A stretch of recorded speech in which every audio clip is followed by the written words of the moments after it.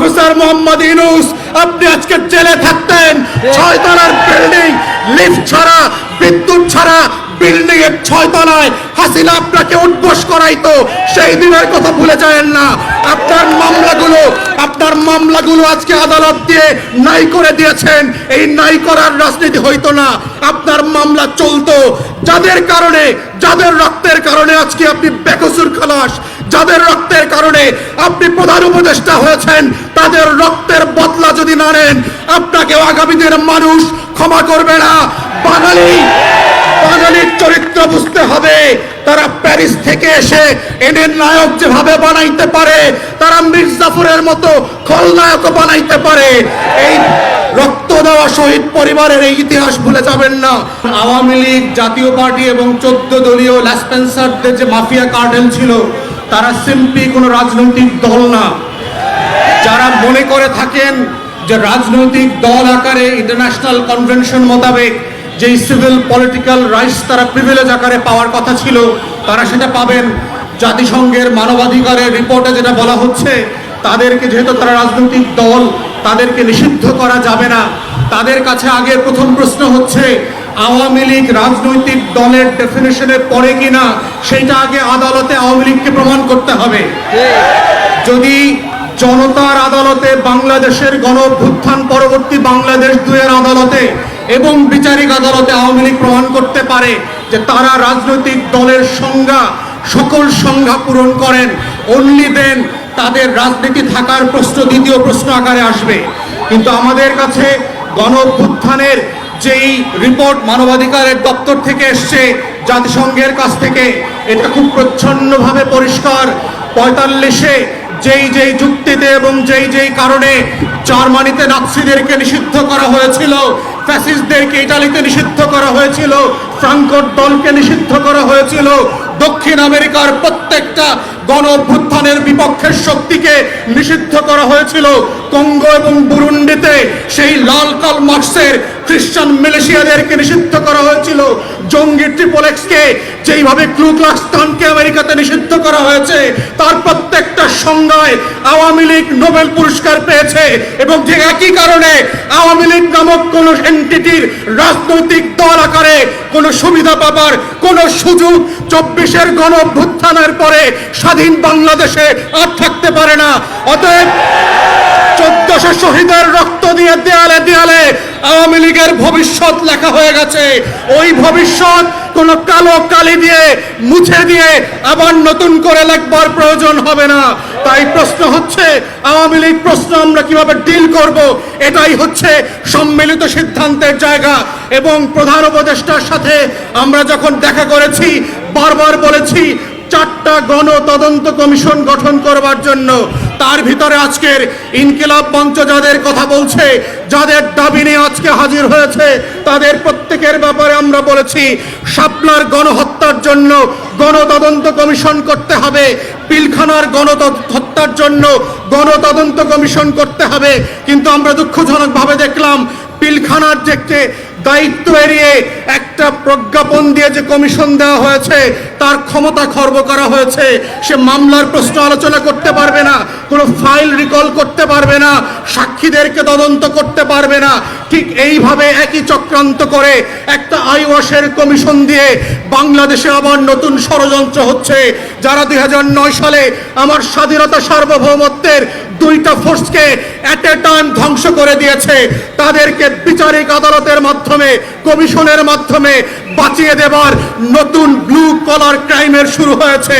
এই কমিশনকে দায়িত্ব খর্ব করে যেটা করা হয়েছে, সেটাকে আমরা প্রত্যাখ্যান করছি এবং আমরা বলছি নতুন করে প্রজ্ঞাপন দিয়ে তার টার্মস অফ রেফারেন্সকে রিভাইজ করতে হবে এবং গণ তদন্ত কমিশনের ফর্মে নিয়ে আসতে হবে। আমরা তৃতীয় বলেছিলাম, বাংলাদেশে গুম, খুন, আয়নাঘর থেকে শুরু করে গত 16 বছরে যেই রাষ্ট্রীয় মদদে খুন খারাপির রাজত্ব কায়েম করা হয়েছিল, সেটার জন্য গণতদন্ত কমিশন করতে হবে। ঠিক একইভাবে দেখলাম একটা গুম কমিশন করা হয়েছে যার ক্ষমতা নাই, যাকে অযোগ্য লোক দেওয়া হয়েছে, পাবলিকলি সাফিসিয়েন্টলি ম্যান পাওয়ার দেওয়া হয় নাই। গণতদন্তের যে ফর্ম আমরা বলেছি, যে কাঠামো প্রস্তাব করেছিলাম, সেই কাঠামো পর্যন্ত দেওয়া হয় নাই। ঠিক একইভাবে প্রধান উপদেষ্টাকে আমরা বলেছিলাম জুলাই আগস্টের গণ অভ্যুত্থানকে ঘিরে একটা গণতদন্ত কমিশন করেন এবং আমরা এটার ফরম্যাট পর্যন্ত একাধিক উপদেষ্টাকে দিয়েছি। আমেরিকার কংগ্রেশনাল হিয়ারিং এর মডেলে, সিনেট হিয়ারিং এর মডেলে, ব্রিটিশ এবং ইউরোপিয়ান পার্লামেন্টগুলোতে যেভাবে উন্মুক্ত শুনানি হয় সেই শুনানির মডেলে করে সেইখানে গণতদন্ত কমিশন হতে হবে। আজকের ইনকিলাব মঞ্চে এসে যেইভাবে শহীদরা তাদের বক্তব্যের কথা বলছে, সেই উন্মুক্ত শুনানিতে যেটা বিটিভি লাইভ সম্প্রচার করবে, সেখানে শহীদ পরিবার এসে তার গল্পের কথা বলবে, তার কষ্টের কথা বলবে, তার আকাঙ্ক্ষার কথা বলবে। আগামী দিনে আওয়ামী লীগের রাজনীতি থাকবে কি থাকবে না সেই কথা 1400 শহীদ পরিবারকে সিদ্ধান্ত নিতে হবে। কোন সুশীল উপদেষ্টার কথায়, কোন শাশুড়ির কথায়, দিল্লির কথায় সেই সিদ্ধান্ত হবে না।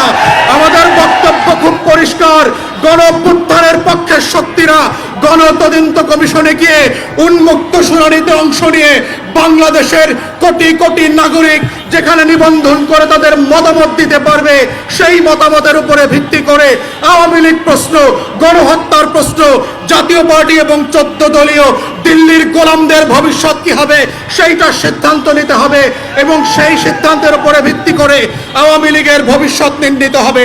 এই প্রস্তাব দেবার 7 মাস 8 মাস পেরিয়ে গেলে পরে আমরা দেখতে পাচ্ছি জুলাই গণহত্যা নিয়ে কোনো উচ্চবাচ্য করবার আয়োজন দেখতে পাচ্ছি না। জুলাইয়ের গণকবর যেইটা আমরা আগস্ট সেপ্টেম্বরে ভিজিট করেছি, সেইখানে উপদেষ্টাদের যাবার কোনো মদত দেখতে পাচ্ছি না।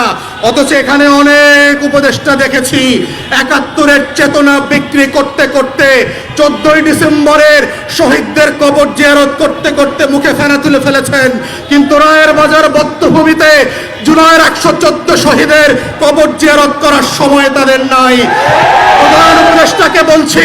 প্রধান উপদেষ্টাকে বলছি এই শহীদরা না থাকলে প্রফেসর মোহাম্মদ ইউনূস আপনি আজকে জেলে থাকতেন।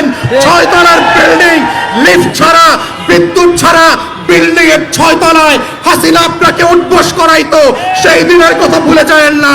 তাই আমাদের বক্তব্য হচ্ছে গণতদন্ত কমিশনের মধ্য দিয়ে আওয়ামী লীগ প্রশ্ন রিজলভ করেন। এবং আমরা বারবার বলেছি বিভিন্ন প্রেসে এবং টকশোতে কি কি অপশন হতে পারে। প্রথম অপশন হচ্ছে নাৎসি মডেলে আপনি আউটরাইট আওয়ামী লীগ, জাতীয় পার্টি এবং 14 দলকে নিষিদ্ধ করে দেবেন। দ্বিতীয় অপশন হচ্ছে যদি ট্রুথ অ্যান্ড রিকনসিলিয়েশন ফর্মে যান সাউথ আফ্রিকার মডেলে, তাহলে কাদের বিচার করবেন, কোন কোন অপরাধের বিচার করবেন, আর কাদেরকে তওবা কমিশন করে হেফাজতের আলেমদের সামনে ক্ষমা চাওয়া মাফ করাইতে হবে সেইটা আলাদা করতে হবে। কাদেরকে আওয়ামী লীগ যেহেতু আমাদেরকে 3টা নির্বাচন থেকে বঞ্চিত করেছে, তার রাজনীতি নিষিদ্ধ না হলেও আগামী 3টা নির্বাচনকে আওয়ামী লীগ এবং জাতীয় পার্টিকে ন্যায্যতার ভিত্তিতে বঞ্চিত করতে হবে, কারণ সেই জাতিকে নির্বাচন করতে দেয় নাই, ভোট দিতে দেয় নাই।